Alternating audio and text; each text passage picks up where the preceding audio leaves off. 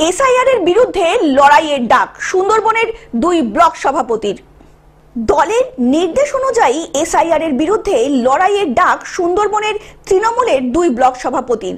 বরাবরই তৃণমূলের দাবি করে এসেছে এসআইআর যেন বিজেপির রাজনৈতিক এজেন্ডা না হয়ে দাঁড়ায়। এই প্রথম থেকেই এসআইআর এর বিরুদ্ধে সুর চড়িয়েছে ঘাসফুল শিবির। তাই তৃণমূল দলের নির্দেশ মতোই এসআইআর এর বিরুদ্ধে লড়তে প্রস্তুত বসিরহাট সুন্দরবনের মিনাখা বিধানসভা তৃণমূল ব্লক কংগ্রেসের মিনাখা 1 ও 2 নম্বর ব্লকের সভাপতিরা।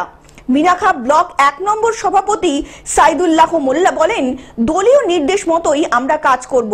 এসআইআর এর বিরুদ্ধে খুব অল্পভাবেই আমরা যে কোনো সমস্যায় সমষ্টিগতভাবে লড়াই করব।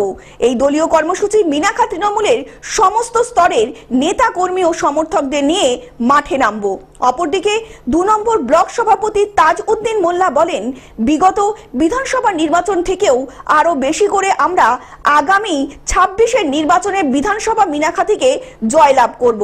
এই সংবর্ধনা সভায় উপস্থিত ছিলেন মিনাখার বিধায়িকা উষি রানী মণ্ডল, চেয়ারম্যান মৃত্যুঞ্জয় মণ্ডল ও বামনপুকুর গ্রাম পঞ্চায়েতের উপপ্রধান মিলন সর্দার সহ ব্লকের একাধিক পঞ্চায়েতের অঞ্চল সভাপতি, গ্রাম পঞ্চায়েতের প্রধান ও উপপ্রধানরা।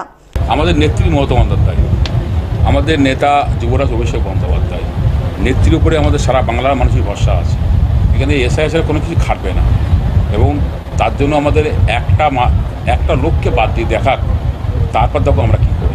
আমরা হলো মমতা বন্দ্যোপাধ্যায় সৈনিক, আমাদের শুধু সময় রাখবো, অর্ডার দেবে আমরা কাজ শুরু করবো। একদম কারো রোধ করা ক্ষমতা নেই।